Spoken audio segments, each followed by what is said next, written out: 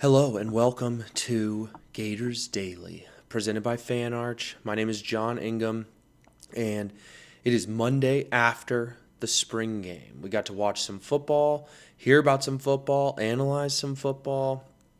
Coaches had interviews after the game.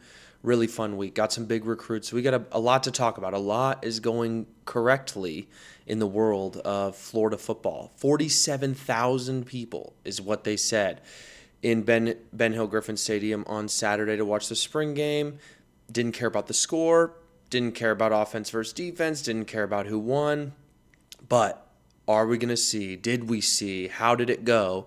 Everything that John Summerall is talking about. The quarterback battle. Did players step up? Defenders being able to tackle. So we're going to get into it. It was real. It was good. And we're playing football now. The Gators are now playing football. The culture is real. He's talking about culture. Is it time to start drinking the Kool-Aid? What do we think? Every new coach talks about culture. Every new coach wants to establish culture. Napier talked about culture. We heard it so many times. It's hard to believe. You got to see. It's about actions. It's not about words. What is Summerall doing? He can say all he wants. What is he doing? What did the spring game look like? What did the practices look like? And so far, and they called this the 15th practice, so far, practices have been good.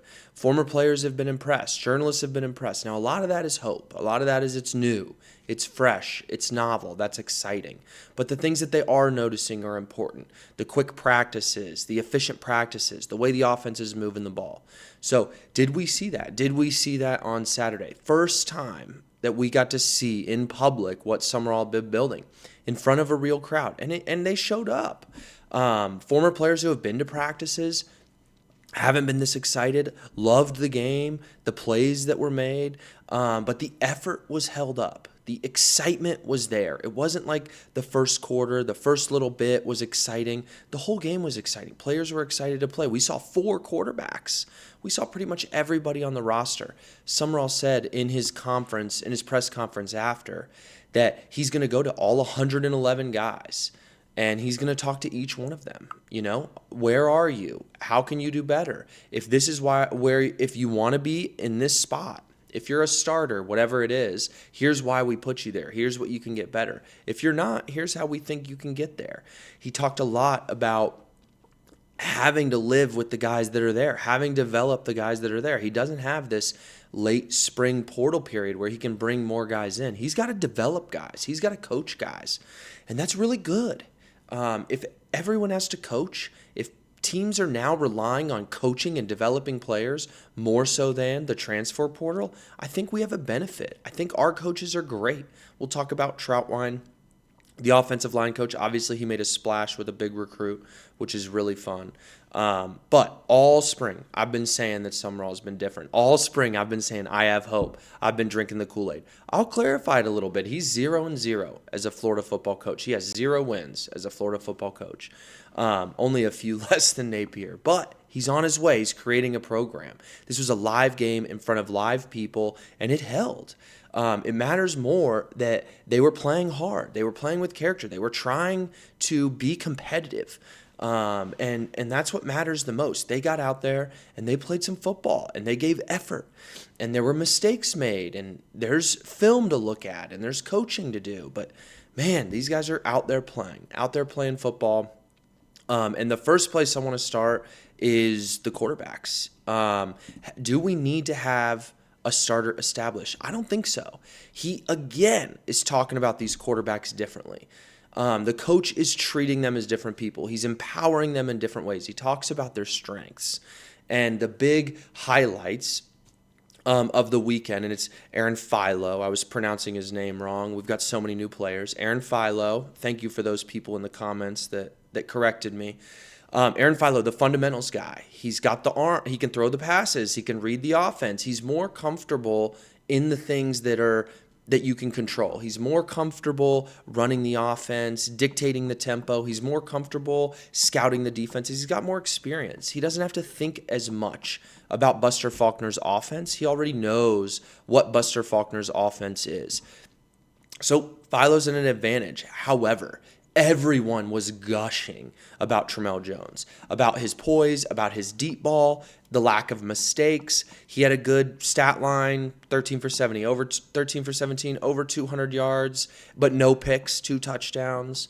Philo had different stats. Philo had 28 attempts, so more attempts. He had a couple deep overthrows. And Tramel Jones was closing out drives, so you're getting less throws, but they both got a bunch of attempts. Even Griffin and Warner got in the second half to see all the quarterbacks. All the players played. Everyone played. He's got an idea of everyone. This was a practice for everyone.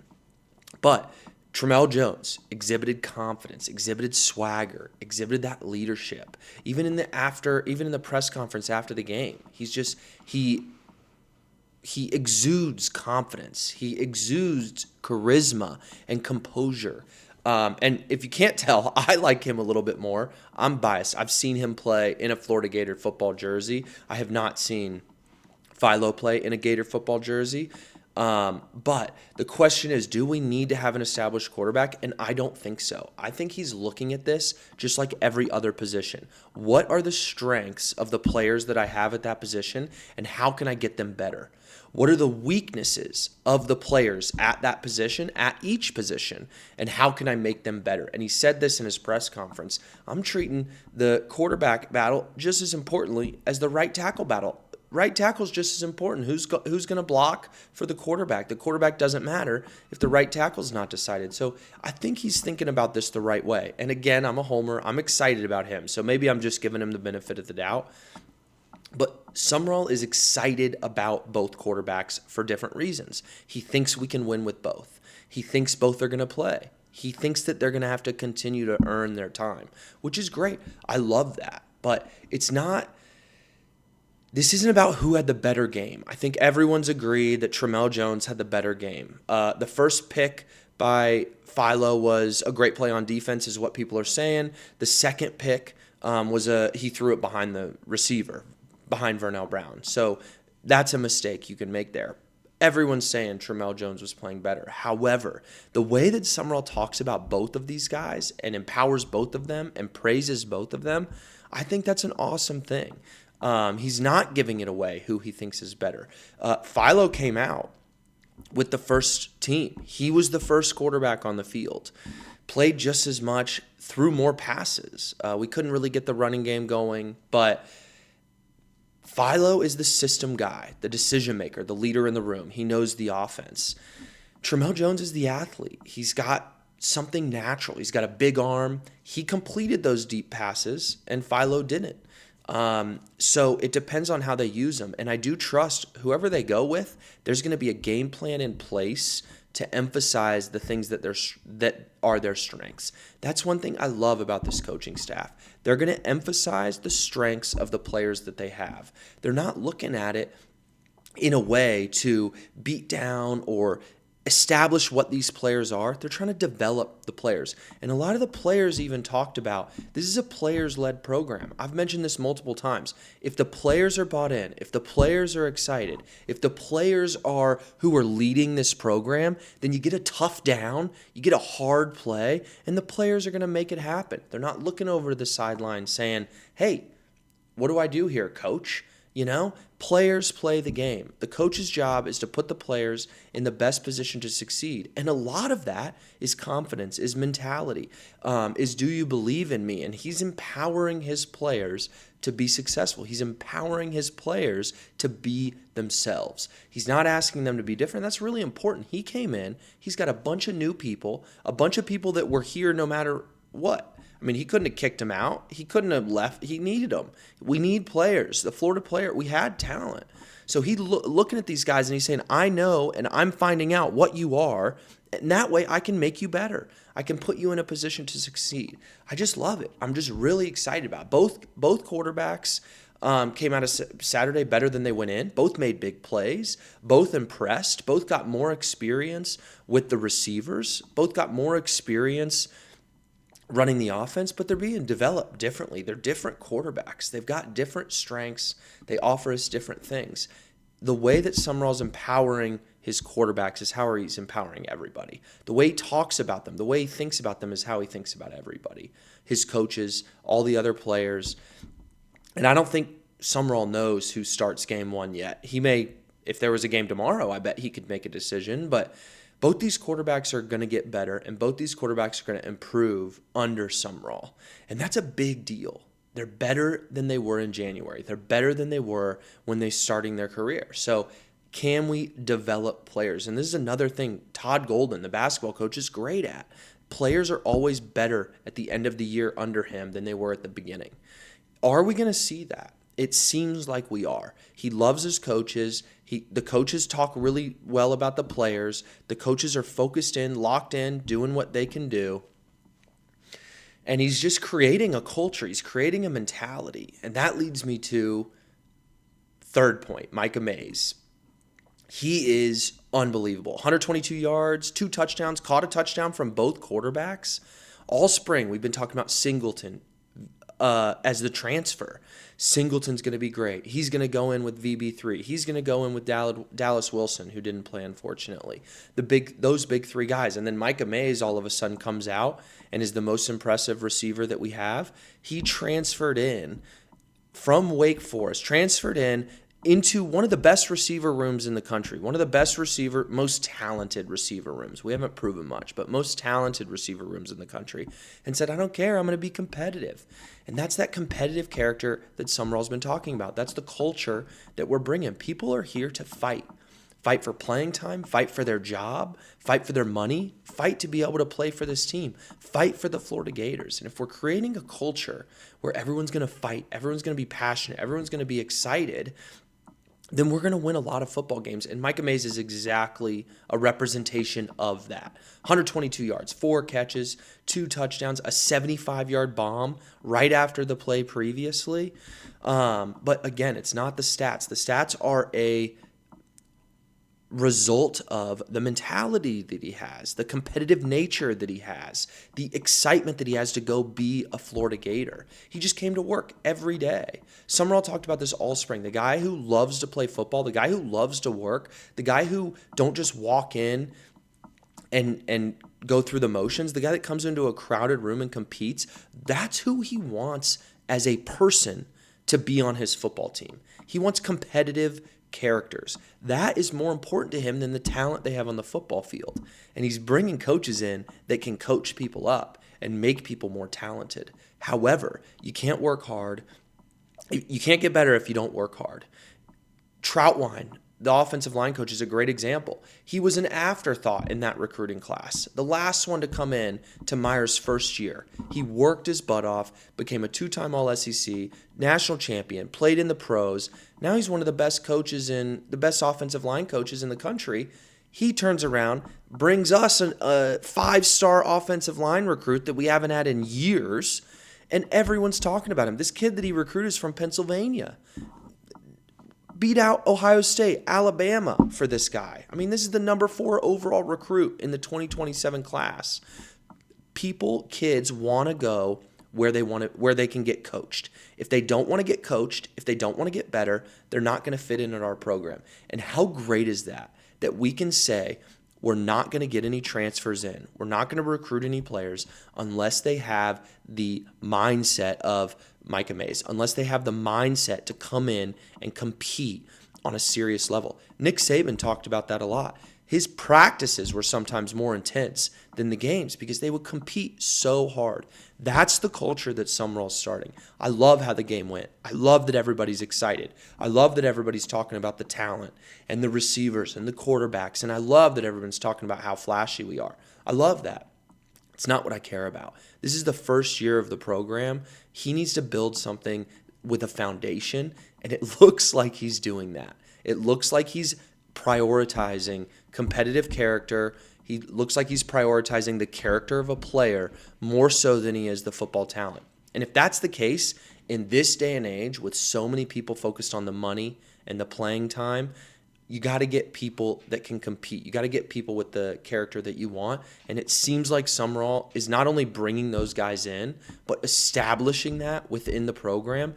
And he's only been there 3 or 4 months. I mean, this guy comes in, to a room with a bunch of five-star talent, including another transfer coming in, and then competes, has a great spring day, and he's only going to keep getting better. There's no doubt that he's only going to keep getting better. If you can't tell how I feel about the Gators, I'm pretty optimistic. Can Florida compete in the SEC in 2026? I hope so. Do I think they can? No, I don't think so. But can we in 3 years? Can we in 5 years be competing for a national championship? In the next 3 years, I think we can get back to the playoffs. It took Indiana a couple years, 2 years to win a national championship. That's very quick. But Texas, they turned it around with Sarkisian pretty quickly. I'm really optimistic that this is the foundation we needed. This is how we're going to build a program that's getting to the playoff consistently, that's recruiting great players consistently, that's getting great transfers consistently, that's competing with Georgia and Alabama and SEC. And for the past 5 to 10 years, we've been relying on being Florida, this beast of a program that's been snoozing. But we've gotten top 15 recruiting classes, top 12 recruiting classes, even though that's been 8th or 9th in the SEC. The Big Ten is catching up a little bit, but we've been bottom of the road SEC. You have a 14th ranked recruiting class in the nation, and it's 9th in the SEC. So we haven't really been the giant that we are. He seems to be waking it up. And I heard this on another one, waking up the giant. This is a great program. I'm a homer. It's a great program. Can he wake it up? It seems like it is rumbling awake. It seems like we are getting to the point where we can be excited about Florida Gator football again. I watched 2 championships young, established my fandom. So I know what it's like to have expectations. Losing to Ole Miss in Tebow's leading championship year in 2008. That was amazing. 31-30, we lost at home. Go for it on 4th down. You know you're going to get it. Go for 2. He doesn't. That was an insane loss. We were losing to everybody last year. It wasn't just one loss a season.